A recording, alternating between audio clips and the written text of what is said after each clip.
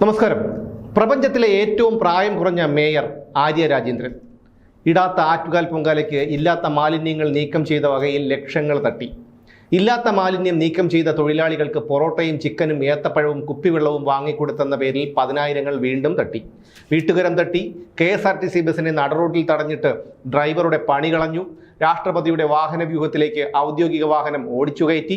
കഴിഞ്ഞ 5 വർഷങ്ങൾക്കുള്ളിൽ ആര്യ രാജേന്ദ്രൻ എന്ന മേയർ നടത്തിയ വികസനങ്ങളിൽ ചിലതു മാത്രമാണിത്. അതുകൊണ്ട് തന്നെ ഇത്തവണ ഇടതുപക്ഷത്തിനെ തിരുവനന്തപുരത്തെ ജനങ്ങൾ പുറംകാലുകൊണ്ട് തുഴിച്ചെറിയാനാണ് സാധ്യത. കഴിഞ്ഞ തവണ പ്രതിപക്ഷത്തിരുന്ന BJP ഇത്തവണ ഭരണത്തിലേറാനുള്ള സാധ്യത തള്ളിക്കളയാൻ കഴിയില്ല. കാരണം തിരുവനന്തപുരം കോർപ്പറേഷനിൽ മത്സരിക്കുന്ന BJPയുടെ സ്ഥാനാർത്ഥികളിൽ ബഹുഭൂരിപക്ഷം പേരും ജനസമ്മതരാണ് എന്നുള്ളതാണ്. മുൻ DGP R ശ്രീലേഖ മത്സരിക്കുന്നത് ശാസ്തമംഗലം വാർഡിലാണ്.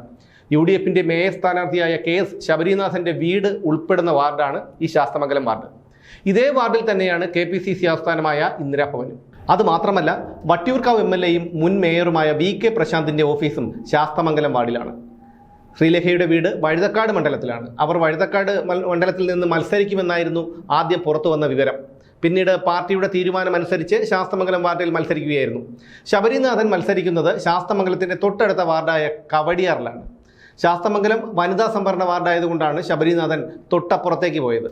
വർഷങ്ങളായി ശാസ്തമംഗലത്ത് താമസിക്കുന്നയാളാണ് ശബരിനാഥൻ. അദ്ദേഹത്തിൻ്റെ പിതാവായ G കാർത്തികേയനോടുള്ള ജനസമ്മതിയും ശബരിനാഥൻ്റെ സാന്നിധ്യവും തൊട്ടടുത്ത മണ്ഡലമായ ശാസ്തമംഗലത്തും പ്രതിഫലിക്കും എന്നൊരു കണക്കുകൂട്ടൽ കോൺഗ്രസിനുണ്ടായിരുന്നു. മത്സരിക്കുന്നത് കവടിയാർ മണ്ഡലത്തിലാണെങ്കിലും കഴിഞ്ഞ ദിവസം കോൺഗ്രസ് സ്ഥാനാർത്ഥിയോടൊപ്പം ശാസ്തമംഗലം വാർഡിലെ വീടുകളിൽ കയറിയുള്ള പ്രചാരണത്തിനായി ശബരിനാഥനും ഉണ്ടായിരുന്നു.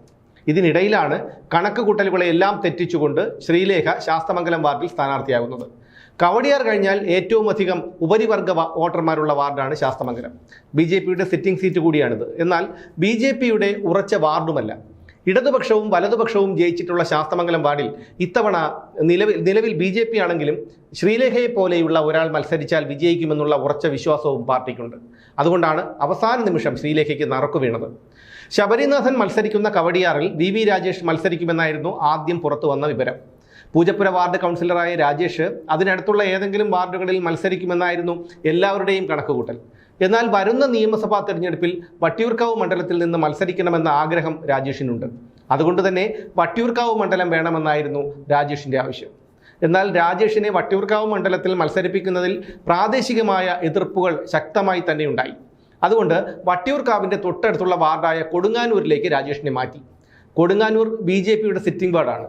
കവടിയാറിൽ മത്സരിക്കുന്ന ശബരിനാഥൻ ജനങ്ങൾക്കിടയിലേക്ക് ഇറങ്ങിച്ചെല്ലുന്ന ഒരു നേതാവായിരിക്കില്ല എന്ന പ്രചാരണം വോട്ടർമാരിലേക്ക് എത്തിക്കാനായി ജനങ്ങളുമായി അത്രയധികം ബന്ധമുള്ള ഒരു പ്രാദേശിക നേതാവിനെ ആ വാർഡിൽ മത്സരിപ്പിക്കണമെന്നാണ് BJPയുടെ തീരുമാനം. ശക്തമായ പോരാട്ടം നടക്കുന്ന മറ്റൊരു വാർഡാണ് പേട്ട. മുതിർന്ന BJP നേതാവും പാൽക്കുളങ്ങര വാർഡിലെ കൗൺസിലറുമായ P അശോക് കുമാറാണ് പേട്ടയിലെ സ്ഥാനാർത്ഥി.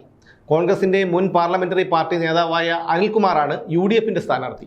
CPM മേയർ സ്ഥാനാർത്ഥിയായി അവതരിപ്പിച്ചിരിക്കുന്ന S ദീപക്കാണ് LDF സ്ഥാനാർത്ഥി. നിലവിൽ LDFിൻ്റെ സിറ്റിംഗ് വാർഡാണ് പേട്ട. പേട്ടയിലെ വോട്ടർമാർക്കിടയിലും ഏറെ സ്വാധീനമുള്ള തൊട്ടടുത്ത വാർഡായ പാൽക്കുളങ്ങരയിലെ കൗൺസിലർ അശോക് കുമാർ എത്തുന്നത് മറ്റു 2 കക്ഷികൾക്കും ഭീഷണിയായിരിക്കും എന്നുള്ള കാര്യത്തിൽ യാതൊരു തർക്കവുമില്ല. പത്മിനി തോമസ് മത്സരിക്കുന്ന പാളയം വാർഡിൽ കോൺഗ്രസ് എസിൻ്റെ പാളയം രാജനാണ് നിലവിലെ കൗൺസിലർ. LDFിൻ്റെ സിറ്റിംഗ് സീറ്റായ ഈ വാർഡിൽ UDF തങ്ങളുടെ പ്രചാരണം നേരത്തെ തന്നെ തുടങ്ങിയിരുന്നു. ആദ്യഘട്ട സ്ഥാനാർത്ഥി പട്ടികയിൽ മിക്ക വാർഡുകളിലും മുൻ കൗൺസിലർമാർ തന്നെയാണ് മത്സരിക്കുന്നത്. എതിർപ്പുകൾ ഉണ്ടായിട്ടും നേമത്ത് പാർലമെന്ററി പാർട്ടി ലീഡർ MR ഗോപന് സീറ്റ് നൽകിയിട്ടുണ്ട്. 2015 ഒരൊറ്റ വോട്ടിന് പരാജയപ്പെട്ട R അഭിലാഷാണ് എസ്റ്റേറ്റ് വാർഡിൽ മത്സരിക്കുന്നത്. നിലവിലെ കൗൺസിലർമാരായ ആശാനാഥും കരമന അജിത്തും ചെമ്പഴന്തി ഉദയനും സിമി ജ്യോതിഷും ഗിരികുമാറും വാർഡ് മാറി മത്സരരംഗത്തുണ്ട്. ഒരിടവേളയ്ക്ക് ശേഷം വ്യവസായിയായ SPK രമേശും മത്സരരംഗത്തുണ്ട്. കോൺഗ്രസ് വിട്ട് BJPയിലെത്തിയ തമ്പാനൂർ സതീഷാണ് കോൺഗ്രസ് സ്ഥാനാർത്ഥിയായ ഹരികുമാറിനെതിരെ മത്സരിക്കുന്നത്. KPCCയുടെ മുൻ എക്സിക്യൂട്ടീവ് അംഗം മഹേശ്വരൻ നായർക്ക് അദ്ദേഹത്തിൻ്റെ ആവശ്യപ്രകാരം പുന്നയ്ക്കാമ്പുകൾ വാർഡാണ് കിട്ടിയത്. 2020 പുഞ്ചക്കരി വാർഡിൽ മത്സരിച്ചു പരാജയപ്പെട്ട കൃഷ്ണദാസ് പക്ഷത്തെ പാപ്പനംകോട് സജി മേലാങ്കോട് വാർഡിൽ മത്സരിക്കുന്നുണ്ട്. 2015 റെക്കോർഡ് ഭൂരിപക്ഷത്തിലാണ് സജി മേലാങ്കോട് വാർഡിൽ നിന്ന് ജയിച്ചത്. നിക്ഷേപകർക്ക് പണം തിരിച്ചു നൽകാൻ കഴിയാതെ ആത്മഹത്യ ചെയ്ത തിരുമല അനിലിന്റെ വാർഡായ തിരുമലയിൽ മത്സരിക്കുന്നത് PS ദേവിമയാണ്. ഭരിക്കാൻ ഒരവസരം തരൂ എന്നതാണ് BJPയുടെ തെരഞ്ഞെടുപ്പ് മുദ്രാവാക്യം. എന്തായാലും മികച്ച സ്ഥാനാർത്ഥികളെയാണ് മത്സരരംഗത്ത് ഇറക്കിയിരിക്കുന്നത് എന്ന് അവകാശപ്പെടുന്ന BJP ഇത്തവണ തിരുവനന്തപുരം കോർപ്പറേഷൻ പിടിക്കുമെന്നുള്ള ആത്മവിശ്വാസത്തിലാണ്.